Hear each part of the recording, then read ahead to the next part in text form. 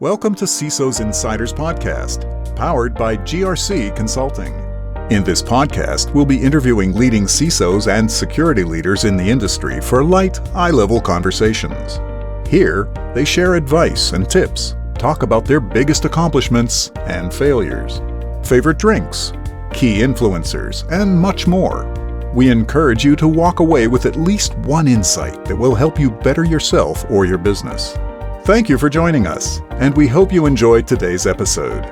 For more content, please check us out on social media.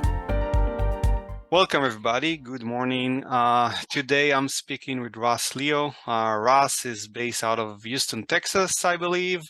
And, your impressive resume goes back a while, and I see you've spent a bunch of years in NASA, both as an employee and maybe a contractor after that. I see a lot of positions along the way here in the cybersecurity space, IT security, as a consultant, as a chief privacy officer, as a vice president and CTO, chief systems and security architect, director of cybersecurity, and a couple of positions as chief information security officer. If I'm not mistaken, your current role that you hold is as a CISO with a company called Gale & Data. If you can step in, introduce yourself, that would be excellent. Well, so far you've done a pretty good job. The thing that I've done is I've just been in the profession, and I've been around so long that I keep having to find new things to do, and that's why the resume looks like it does. But it's been a long run in cybersecurity, that's for sure. Got it. Thank you. And typically, before we get started, just as a means of getting to know you better, I like to ask a couple of icebreaker questions here. If you're willing to share your marital status and your favorite drink. Well, my marital status is married to a Greek native, and she's here with me in Houston. My favorite drink is a Negroni, which is probably not all that common.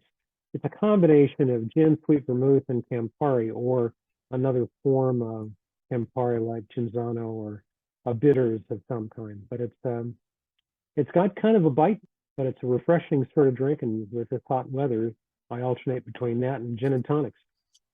Okay, thank you. I know the name. I'm not sure if I tasted it or not. It sounds Italian. I'm not sure if that's correct or no. It is, and you probably haven't had one because it's got a very distinctive flavor. You'd remember it. Yeah, I think I can imagine the flavor. I might have tasted it, but I'm not sure. Well, now you've got something new to try. Yeah, for sure. I think, as I mentioned in our preliminary call, the purpose of this podcast is to learn more about you and your journey. It's less about learning about your company or your previous positions. It's more about the path and specifically about the role of the CISO. And with that, I have like a pre-scripted list of questions that I usually follow.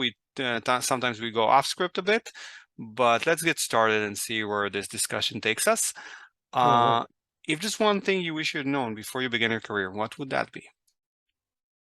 Well, when I get asked this question, because my career, as you mentioned, has been a long one, it wasn't actually the one I had intended to start on. And so the one thing I suppose I wish I had known before I'd started on it was what I was actually going to end up doing. I'd actually wanted to be a public health officer working for the U.S. Navy, but as I tell people, the universe sometimes has a different idea about what you should be doing than you do. And the universe, being a little bigger than me, usually wins those tug of wars. So what ended up happening was a sidestep in a career I was already starting on took me to work in access control. And it just kind of mushroomed from there. But I suppose what I really wish I had been able to plan my educational pathway to be better in alignment with where I actually ended up. That, I suppose, is probably the one thing I really wish I had known in advance before I started.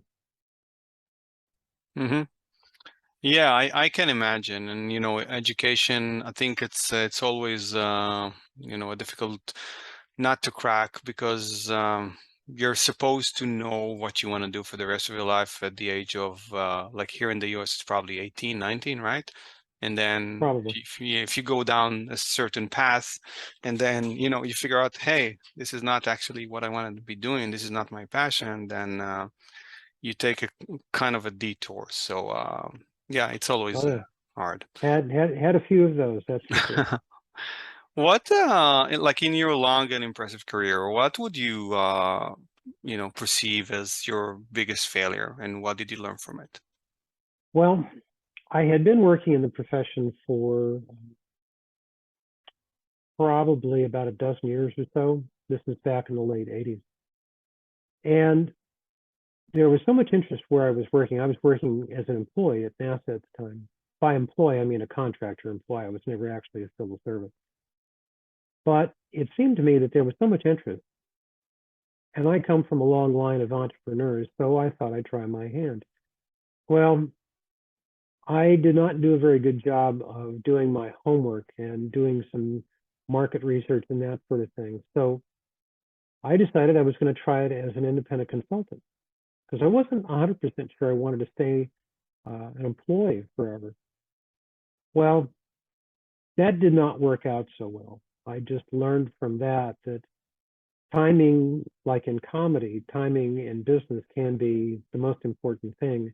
And my timing was off, and my market research was even worse than that. So I would regard that kind of thing as probably my worst failure, a failure to do my homework and really get informed about where I thought I wanted to go before I took the step off that high ledge and fall. But it was a part-time thing, so I didn't suffer as badly as I could have, but I still could have done a lot better job at that. Got it. Thank you. And do you think you had aspirations to be an entrepreneur, and that experience basically put a lid on that? Well, I wasn't sure if I wanted to be an entrepreneur or not. I never wanted to be the kind of, well, the stereotypical salesman that everybody associates with used car sales. And that was kind of how I always pictured being a salesman would be, which just shows how naive I really was. I didn't really think through that I would have to sell myself as a product the whole time. I thought my talent and my expertise and my glowing personality would do the job, I guess. So again, I didn't really think it through very carefully. But coming from a long line of entrepreneurs, I thought I'd give it a shot. So yeah, it really kind of put me off that pretty much altogether. And yet now, for the past 20 years, that's exactly what I've been. So it's kind of come full circle. But I did learn my lesson, fortunately. Understood. Thank you for that sharing of experience. And speaking of your perceived failure, what would you say your biggest accomplishment was? Well, interestingly enough, my biggest accomplishment, I feel, was as an employee. When I left NASA, I had been recruited to go to the University of Texas, the medical branch campus in Galveston, Texas. And they had a project that they were working on, but had not really made the kind of progress they wanted. And the gentleman that recruited me thought that I had the experience from NASA that would help the project succeed. To make a long story short, what we did was we took existing technology, combined it, and we built out a telemedicine system. And this was very different than what we know as telemedicine today in the wake of COVID. It was a full diagnostic station that we designed, that I engineered together with various components that were almost brand new to the marketplace at that time. And what we ended up with was tying together 126 locations spread around the state, all the way from Houston and Galveston to Dalhart, which is about the biggest distance across the state. And in bringing this system together, we tied those locations together in a secure network. By the time we were done, I had built a data center, put in all the computers, all the video, the full-time, real-time video, voice, and data, so that a doctor sitting in Galveston could diagnose a patient for just about anything except surgery. Our data center, our computer could handle up to 350,000 patient records. And we were doing 4,000 of these calls, meaning that a doctor was interviewing a patient somewhere else in the state.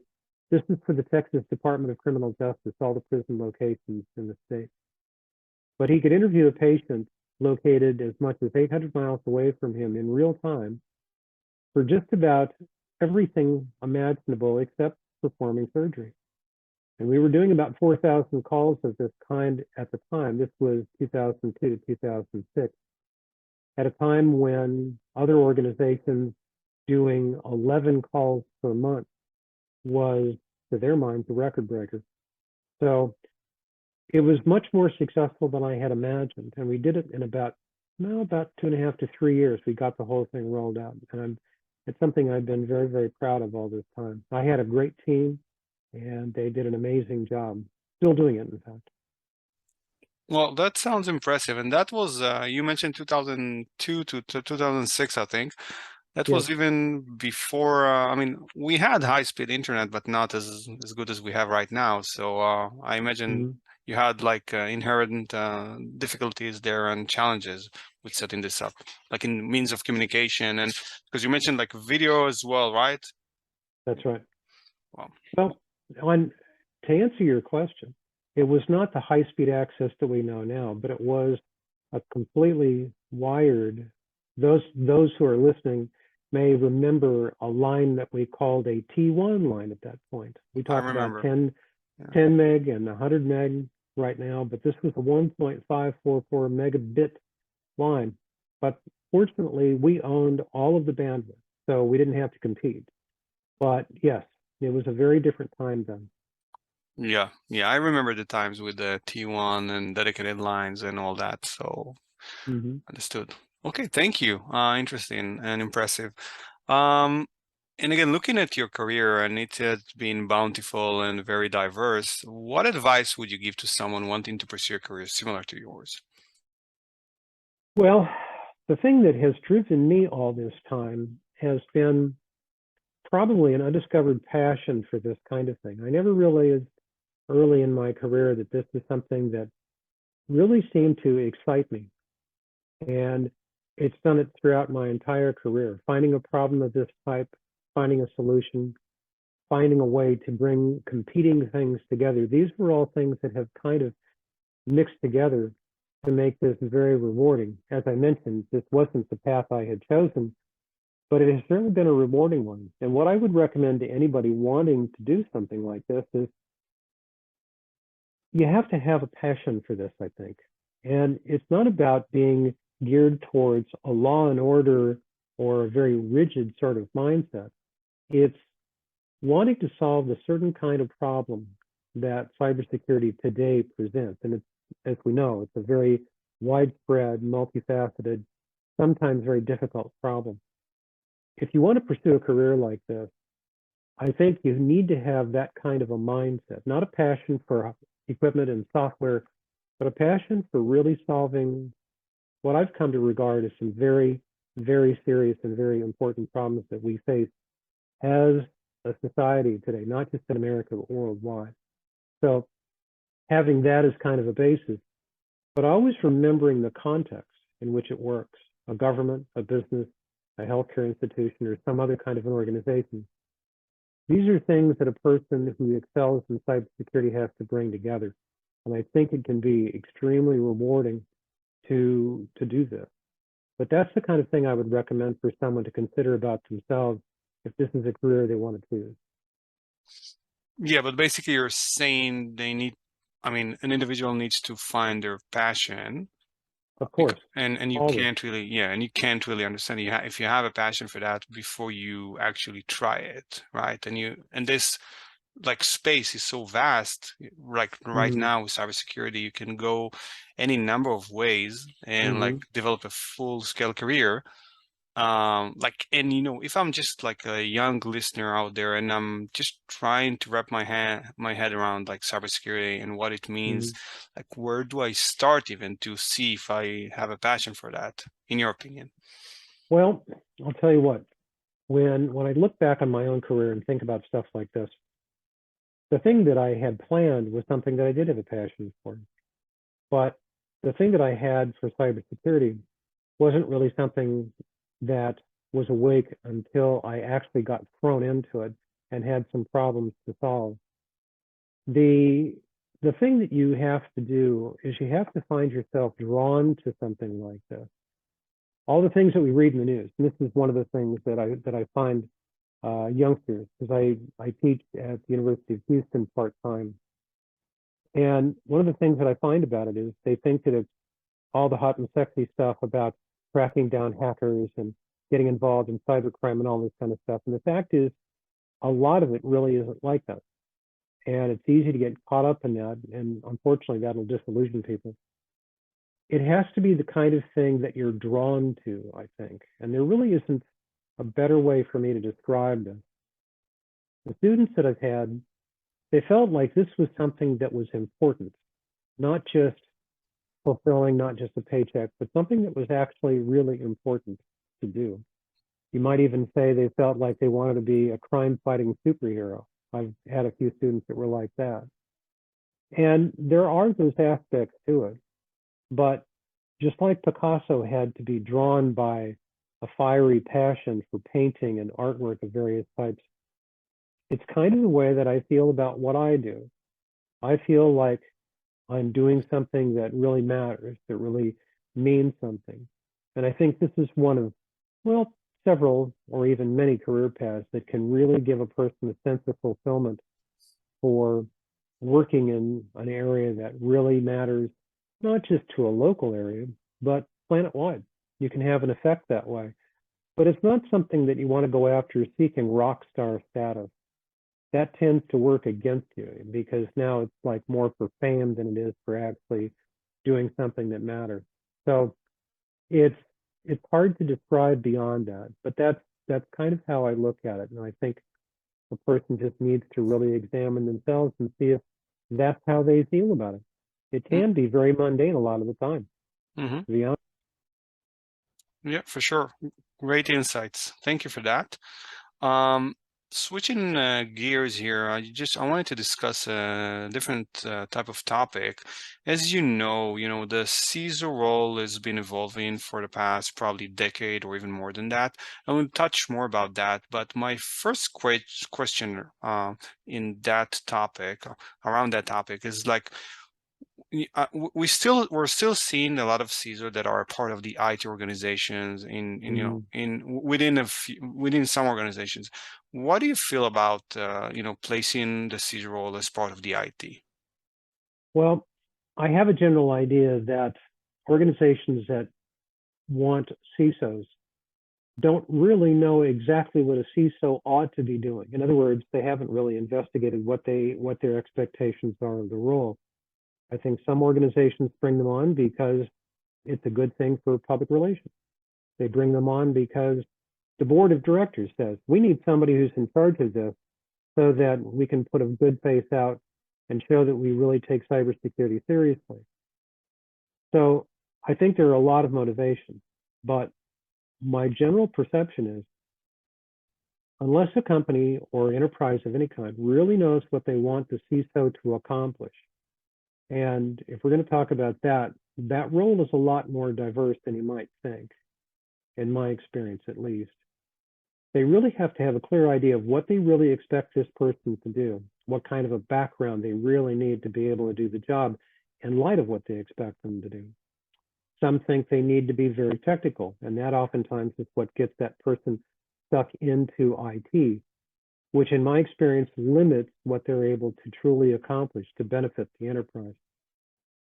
I think because it comes from an IT background much of the time, not all the time, and I think that that's happening less often these days, but still quite a bit. I think that's why the organization tends to plant them in the IT department rather than somewhere else. But in my experience, that limits the reach and effect and vision that a CISO probably ought to have if they're really going to benefit the organization the way that the organization actually needs. So I don't think that's the best place, but I don't necessarily think that there's a one-size-fits-all to this, or there's a one place that they really should be put. So Not really. In other words, you're saying in some cases a CISO, I mean, this arrangement could work if a CISO is under an IT organization, although you're not one of the biggest advocate for that specific structure. If that's what I'm getting from you. That's accurate. See, we've always called it information security. It started out being called computer security because it was about protecting the computers, which were a very high value asset at first. So we wanted to protect that. Then it was called data security because we wanted to protect the information that was in it along with the hardware and the data center and all that. But for the past, couple of decades, we've been calling it information security. Well, information exists in a lot of different forms throughout an enterprise. And if you really expect to protect information, which is truly gotten to be the most valuable asset almost any enterprise has got, the CISO, who has that built into the very name of his position, or her position, I should be more politically correct about that. Well, women make every bit as good a CISO as men. I should acknowledge that. Anyhow, but if you're going to protect this information, you need broader vision than simply being stuck in the IT department, because it limits the way that you come into contact with it, because it doesn't exist just in the computer, it exists everywhere. Human information, human capital, information that's floating around that hasn't been codified and put in a computer, it's all over the place. And if a CISO is really expected to protect all these different forms, the IT department tends to be a pigeonhole and tends to really limit what they do. But I think it all begins with the executive suite knowing, or the board of directors, that whole group of people, they need to know what they really want them to do, and then fashion a job and a position and a location in the org chart where they can accomplish that. Yeah, I totally agree with you on that. And I think personally the CISO position, it really depends on the space that you're in. For example, like if you're in the movie industry, like I know that as a TPN assessor myself, I know that some requirements that they have in the local regulations there is to monitor social media challenges, to make sure that data doesn't leak before the air date, or doesn't they have a lot of controls around other aspects very far removed from IT and even development.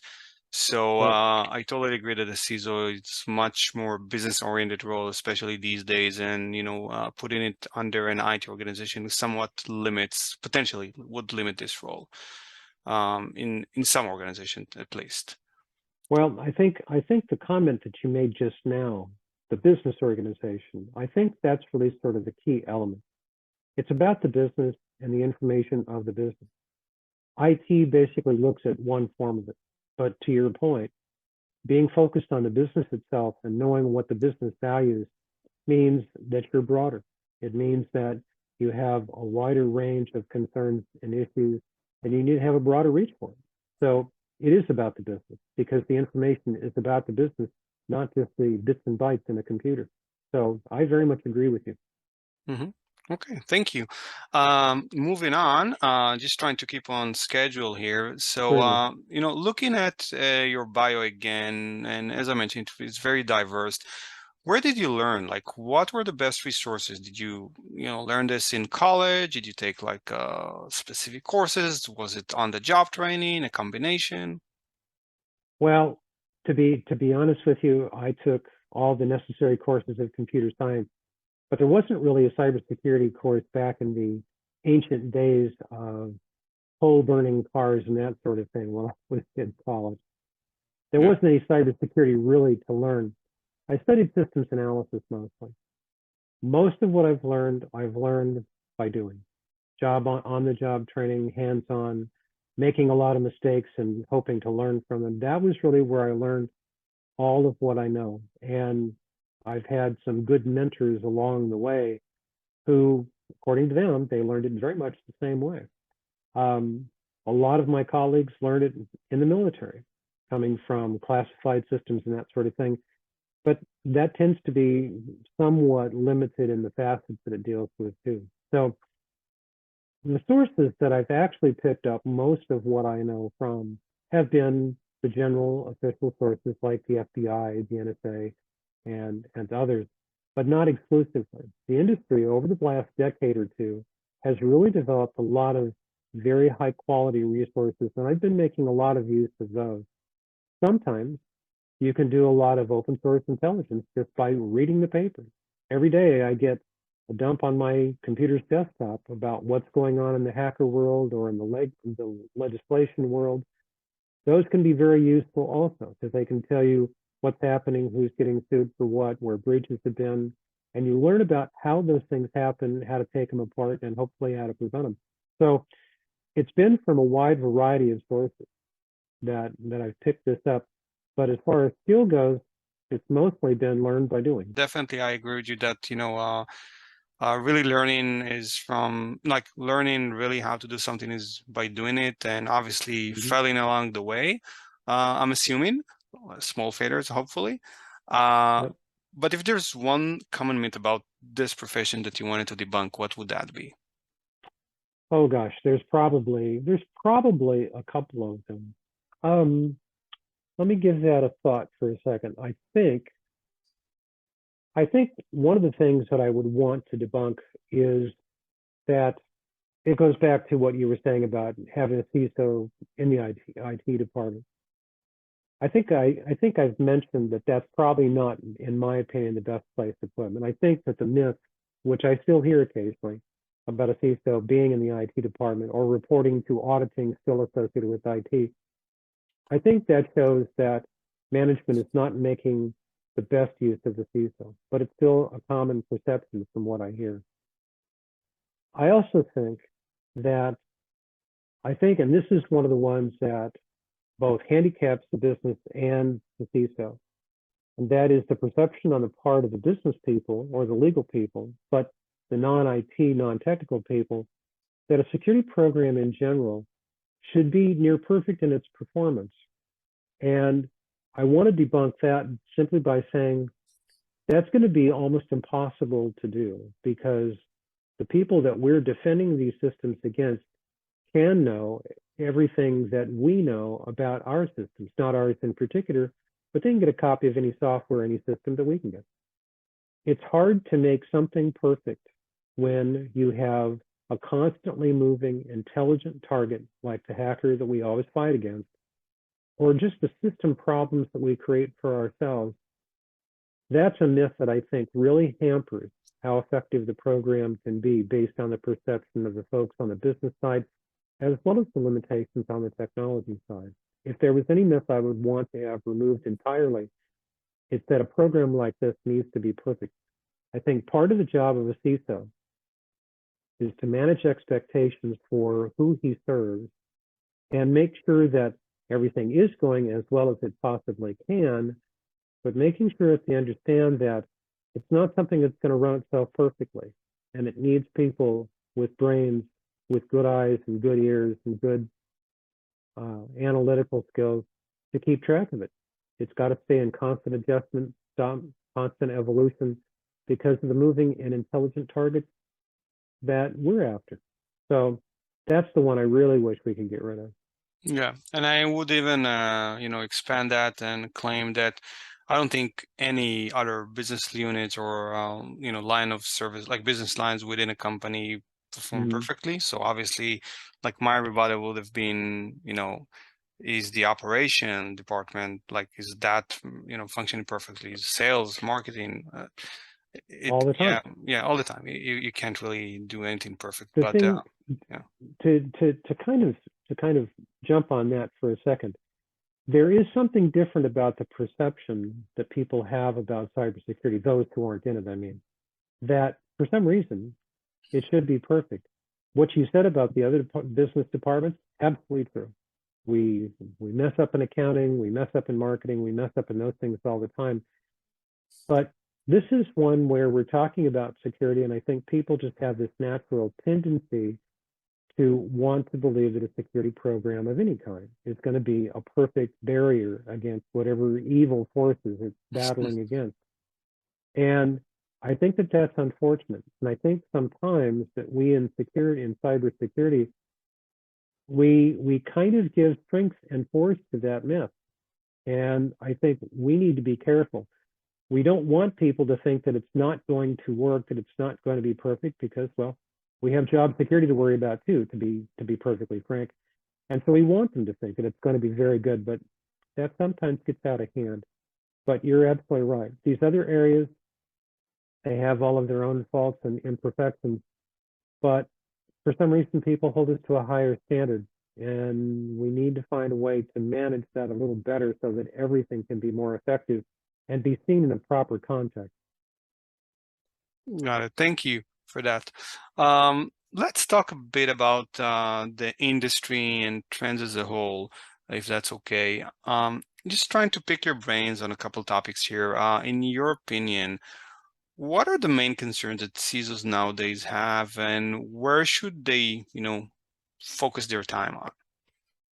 Well, my colleagues and I, when we get together and have one of those high-level powwows, the constant theme that I'm hearing is breaches, penetrations, identity theft, meaning the adversaries have stolen information.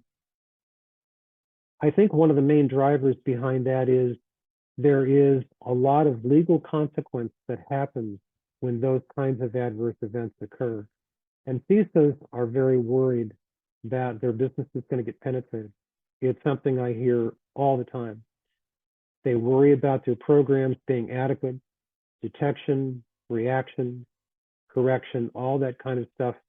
That is very much on their mind. And there is so much of it, or at least the news presents that there's an awful lot of it. And what we hear about is these big events where the Russians are doing this and North Koreans are doing that. I think that what we're worried about is that these things are going to prove not only to be the technical disasters that they oftentimes come out to be, but they're also going to be damaging to reputation of business, reputation of the CISO, the common accusation, well, you had to have been asleep, otherwise we would have caught this, and this wouldn't have happened. And that's not really a fair perception, because we still struggle with manpower, we struggle with budgets, we struggle with all those things. But even if we had all the time and money under the sun, we still wouldn't come up with a perfect program that would catch everything. But this is the kind of thing that I hear from them a lot.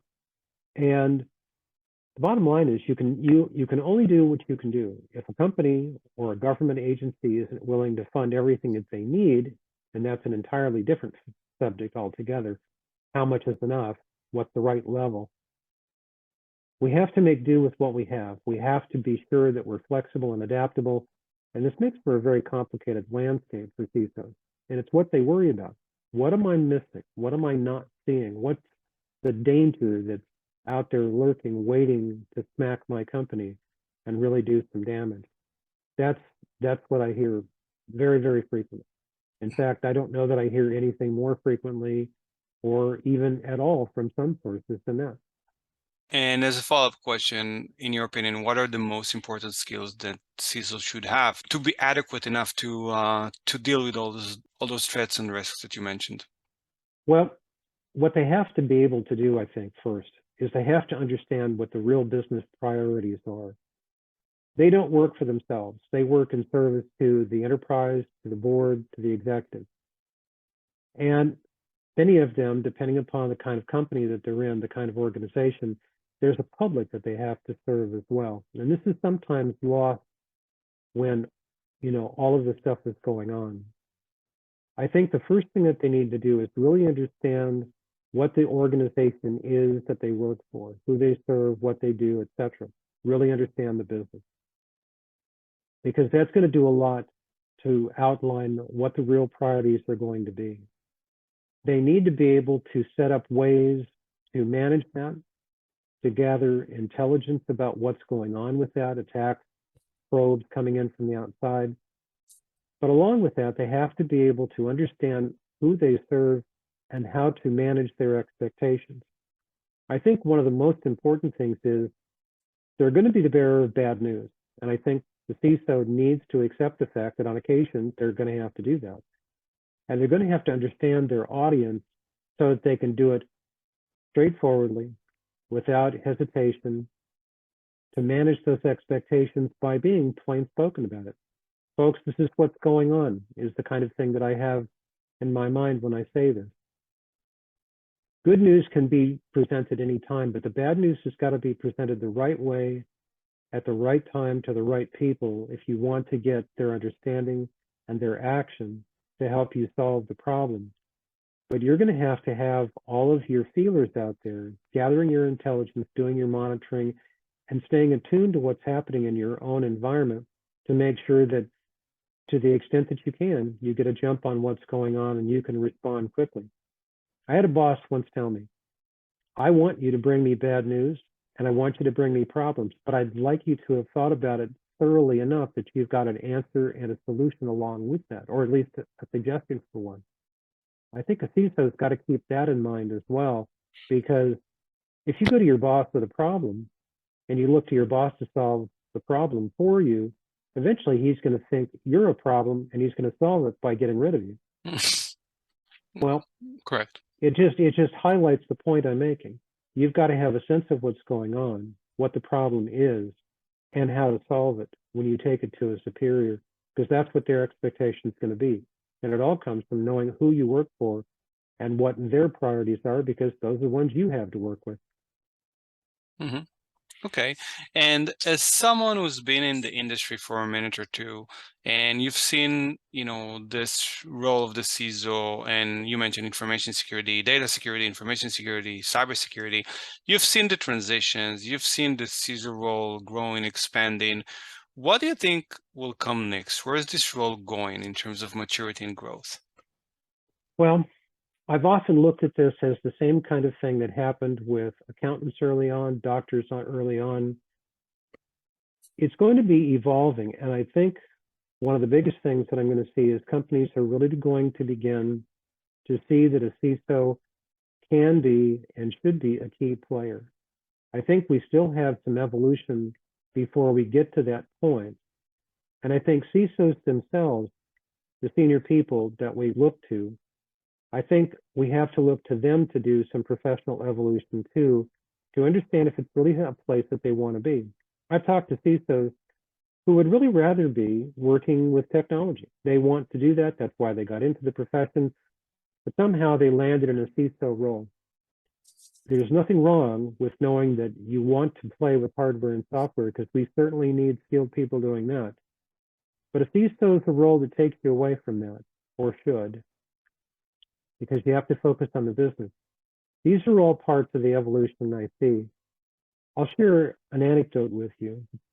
Colleagues of mine, people that you have heard of, we were talking about this kind of a role, not called a CISO, but we were talking about this kind of a role back in the middle 80s at the Johnson Space Center here, where I spent 22 years. And it's been a creeping evolution. And I'm very pleased to see that over the past decade plus, that the role has actually come into existence. But it still needs to evolve further to where it really is seen as a peer to the other executives, the other board members, the senior people that sit around that mahogany table. And that's going to require the evolution for both the company and the person that I've spoken of. I think we have probably another 10 years plus to see that. And I always hate making predictions like that, because time always proves me wrong. Maybe it'll come faster, but it's a progression. But that's where I see it going. And I think that companies and the individuals are going to benefit better when that happens. Mm-hmm. Okay, thank you. I know we're almost out of time and you have a hard stop, so let me just ask you a couple more questions before we wrap this up for today. Just wanted to discuss briefly about vendors. In your opinion, like, what should vendors stop doing? Well, I'll be blunt. They need to stop trying to sell me something. And what I mean is, the vendors that I have experienced have run the gamut from good listeners to far better talkers. What I need from a vendor is I need information about their product, and I need them to tell me plainly. If I ask you about your competitor's product, tell me how yours stacks up against it. Don't sell me stuff, tell me facts. I think many of the salespeople I've spoken with, not all, but many, they're busy trying to sell me something and they're not really hearing me. They're not really listening to the problem I'm trying to solve. You see, I'm a buyer, I'm not a shopper. And I think a lot of my peers are buyers rather than shoppers. We're smart enough to know what our problems are and the kind of products that we need. And we need vendors to just talk to us. First, listen to what we're telling you, and then talk to us about how their product will work. I have a great deal of respect and have given business to people who said, you know, I understand your problem, but I don't have a product that's going to solve that. So I'm going to stop wasting your time. We shake hands, we part company. Those are the kinds that I call back and say, you know, I've got a little something else that can we talk about this? And I've done business with people that walk away from the first one because they didn't have something for me. I respect that kind of integrity. And I think a lot of my peers do as well. But mostly what I expect from a vendor is listen to what I'm telling you. Stop thinking about what you're going to say and just hear me. And then let's talk about what the problem is and see if your solution actually addresses it. That's going to be a lot more successful with me and people like me than constantly trying to sell me something, because I won't put up with the pressure. I'll hang up on them. Mm-hmm. Okay. Thank you. I think it's very clear. You made your thoughts very clear here. Thank you for that. I think it's very, I mean, honestly, I think it's good insight. And let me just add this. I don't blame the salespeople at all for doing what they do. It's what their employers expect. But I just feel that they would be much more successful if they did a lot more listening.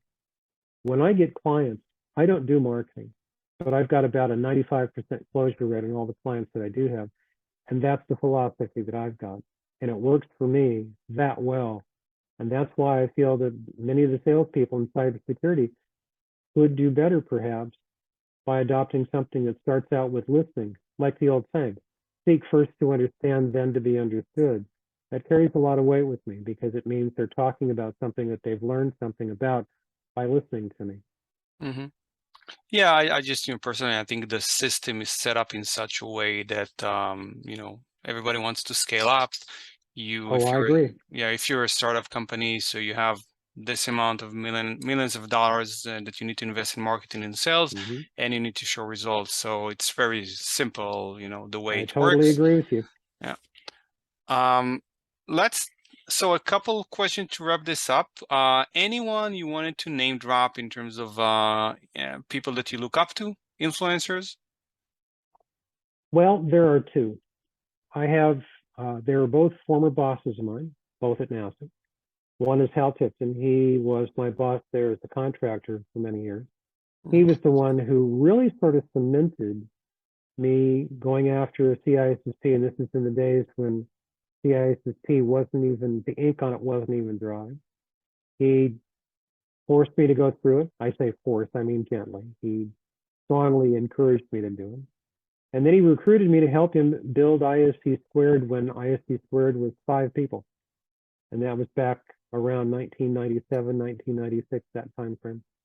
He was a real pioneer and he was very dedicated, and he really had a very strong sense of doing a very necessary and oftentimes thankless thing. And he did a lot to inspire me. I also had another boss that I was working for about the same time, a gentleman by the name of Rich Owens. He's another one who inspired me in much the same way. He came off as kind of a cavalier guy, but I've rarely met a person who was a sharper tool than this man. And he's still practicing. And they both serve to be very, very powerful mentors. I don't idolize people because that's not fair to them, and it's not fair to me, because humans inevitably disappoint us because, well, we're flawed characters. But these two stand out head and shoulders above just about everybody else for the influence that they had on me during those formative years in my profession. So. Okay, thank you. What's the best way to connect with you online? I'm there on LinkedIn. I am perfectly happy to connect with almost anybody. So anybody can find me there if they just look for Ross A. Leo on LinkedIn, and I'll be happy to check it out and connect.